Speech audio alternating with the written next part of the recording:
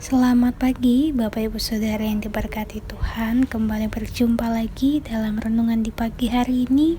Kiranya kita senantiasa boleh berada dalam keadaan yang sehat untuk melakukan berbagai aktivitas di hari ini.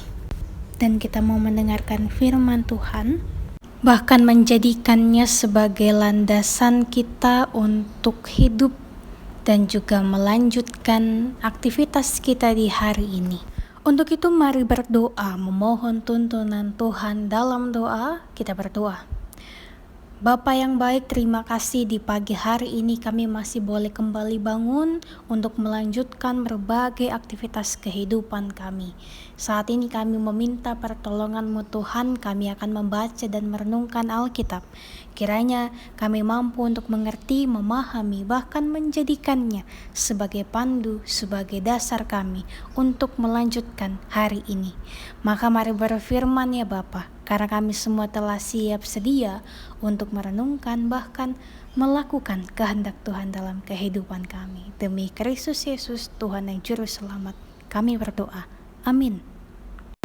Bacaan firman Tuhan di pagi hari ini dari kitab 2 Tawarik pasal 19 ayat yang pertama sampai dengan ayat yang ke-11. Yosafat Raja Yehuda pulang dengan selamat ke istananya di Yerusalem. Ketika itu Yehu bin Hanani, pelihat itu pergi menemuinya dan berkata kepada Raja Yosafat, "Sewajarnyakah engkau menolong orang fasik dan bersahabat dengan mereka yang membenci Tuhan? Karena hal itu Tuhan murka terhadap engkau, namun masih terdapat hal-hal yang baik padamu, karena engkau menghapuskan tiang-tiang berhala dari negeri ini dan mencari Allah dengan tekun." Yosafat diam di Yerusalem. Ia mengadakan kunjungan pula ke daerah-daerah dari Beersheba sampai ke pegunungan Efraim sambil menyuruh rakyat berbalik kepada Tuhan, Allah nenek moyang mereka.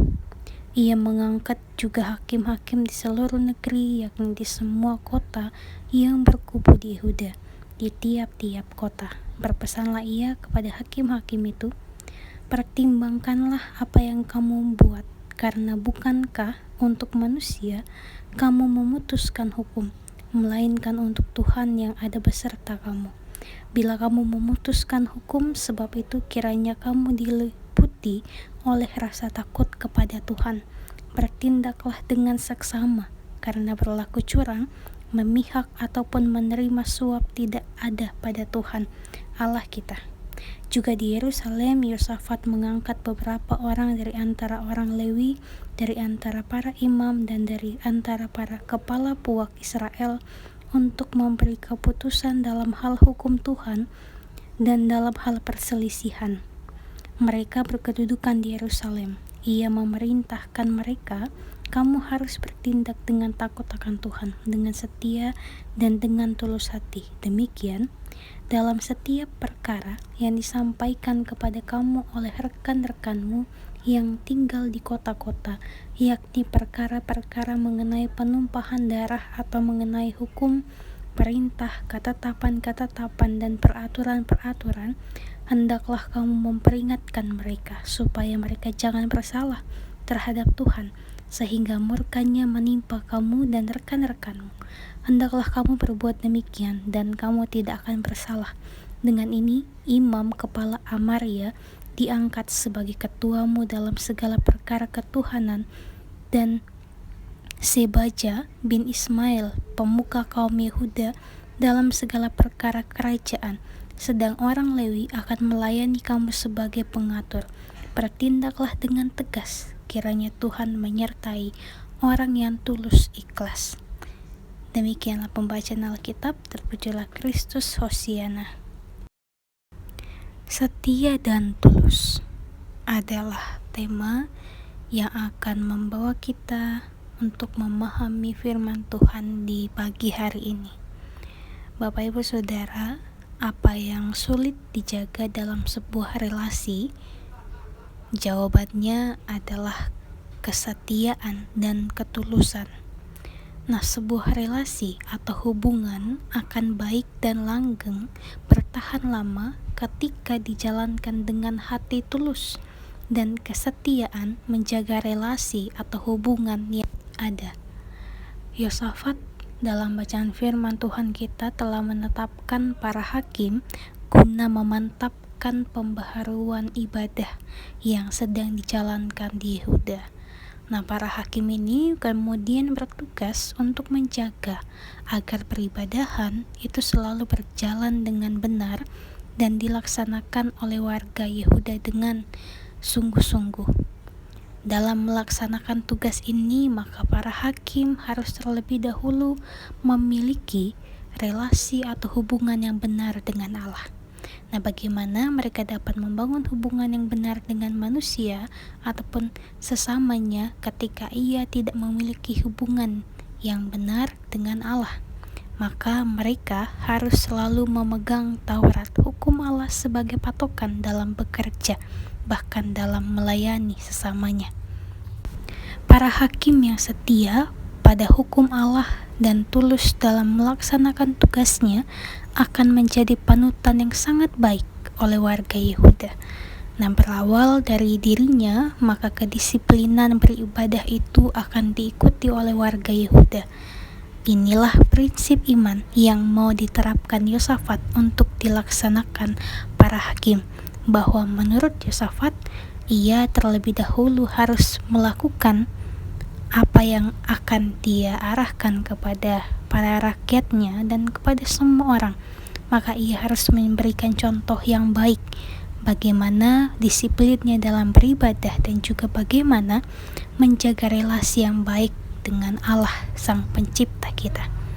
Nah, Bapak, Ibu, dan Saudara, pada pagi ini kita akan memulai kembali setiap aktivitas yang telah kita rencanakan, bahkan yang hendak kita rencanakan, yang akan kita lakukan di hari ini di tempat masing-masing kita berada. Sebagaimana para hakim yang diingatkan untuk setia dan tulus dalam bekerja, maka ini juga yang menjadi motivasi diri kita dalam menjalani kehidupan beriman kita setiap harinya. Dalam mengerjakan segala rencana kerja kita, tetaplah berpatokan pada kehendak Allah. Kehendak Allah yaitu kasih harus menjadi dasar pada setiap langkah hidup kita. Apapun yang akan kita perbuat, selalu tanyakan dalam hati, apakah kasih mendasari perbuatan kita atau hanya untuk memuaskan diri kita? Nah, bila karya kita memberi sukacita dan mendatangkan keuntungan bersama, maka itulah tandanya kasih Allah sudah kita laksanakan. Semua ini dapat kita lakukan kalau kita punya relasi yang baik dengan Allah, relasi yang setia untuk berpegang pada firman-Nya dan tulus dalam melaksanakan kehendak-Nya. Maka mari perhatikanlah, ketika kita hidup setia kepada kehendak Allah, maka ada kepuasan serta ucapan syukur yang tulus dalam diri kita. Dan ini memberikan arti positif pada diri kita sendiri dan membuat kita menyadari betapa pentingnya poin setia dan tulus ini dalam kehidupan kita. Karena jikalau kita berlaku setia bahkan tulus, maka itulah yang senantiasa dikenankan agar kita lakukan, bukan hanya kepada diri kita tetapi kepada semua orang. Selamat beraktivitas bagi kita sekalian. Kiranya melalui firman Tuhan ini kita pun dapat setia dan tulus melakukan berbagai macam aktivitas dan juga rencana kita di hari ini. Tuhan Yesus senantiasa memberkati kita sekalian melalui kebenaran firman-Nya di pagi ini. Amin. Bapak, Ibu, Saudaraku, mari berdoa. Bapa kami, bersyukur bahwa Engkau adalah Bapa kami yang begitu luar biasa. Kami boleh menikmati peristirahatan kami tadi malam, dan kami boleh kembali menerima anugerah Tuhan melalui nafas kehidupan yang Engkau berikan bagi kami di pagi ini. Kami bersyukur kami masih boleh bangun untuk melanjutkan aktivitas kehidupan kami di hari ini. Dan sebelum kami mau melanjutkan aktivitas kehidupan kami telah mendengarkan firman-Mu yang senantiasa mengingatkan, bahkan mengajarkan kami bahwa sebagai manusia, sebagai umat kepunyaan Allah, maka kami harus senantiasa mengandalkan Allah, percaya kepada Allah, karena hanya Allah sajalah yang mampu memberikan kekuatan, mampu memberikan pertolongan bagi kehidupan kami.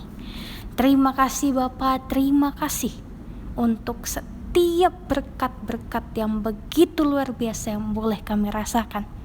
Dan pada saat ini, di pagi ini, kami kembali memohon berkat Tuhan, memohon tuntunan kasih Tuhan, agar kami dapat melanjutkan aktivitas kehidupan kami, setiap pekerjaan kami, pendidikan kami, setiap aktivitas kami dalam rumah kami, dalam berkeluarga kami, dalam kehidupan kami pribadi, bahkan dalam setiap usaha-usaha yang kami kerjakan demi mencapai masa depan kami. Jikalau ada di antara kami yang masih kesulitan mencari pekerjaan, tolong Tuhan berikan kami kemampuan, kesabaran, agar kami dapat senantiasa menantikan pertolongan Tuhan di waktu yang tepat yang telah Tuhan sediakan bagi kami.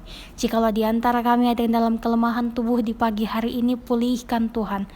Berikan kesembuhan melalui berbagai hal yang menjadi obat-obatan bagi kami, berbagai hal dalam hal makanan dan minuman yang kami konsumsi. Berkati itu semua Tuhan, supaya dapat menjadi kekuatan baru bagi kami, dapat memberikan kesembuhan bagi kami. Terima kasih Tuhan, terima kasih. Kami serahkan hidup dan kehidupan kami hanya ke dalam tangan pengasihan-Mu saja. Ini kami, ini doa kami, ini mohon hati kami. Demi Kristus Yesus, Tuhan yang Juru Selamat, kami telah berdoa. Amin. Bapak Ibu Saudara, demikianlah renungan kita di pagi hari ini. Selamat beraktivitas, selamat menjalani kegiatan di hari ini. Senantiasa andalkan Tuhan, tetap patuhi protokol kesehatan, tetap selalu jaga kesehatan. Kiranya Tuhan Yesus senantiasa memberkati kita sekalian. Sampai jumpa di renungan selanjutnya.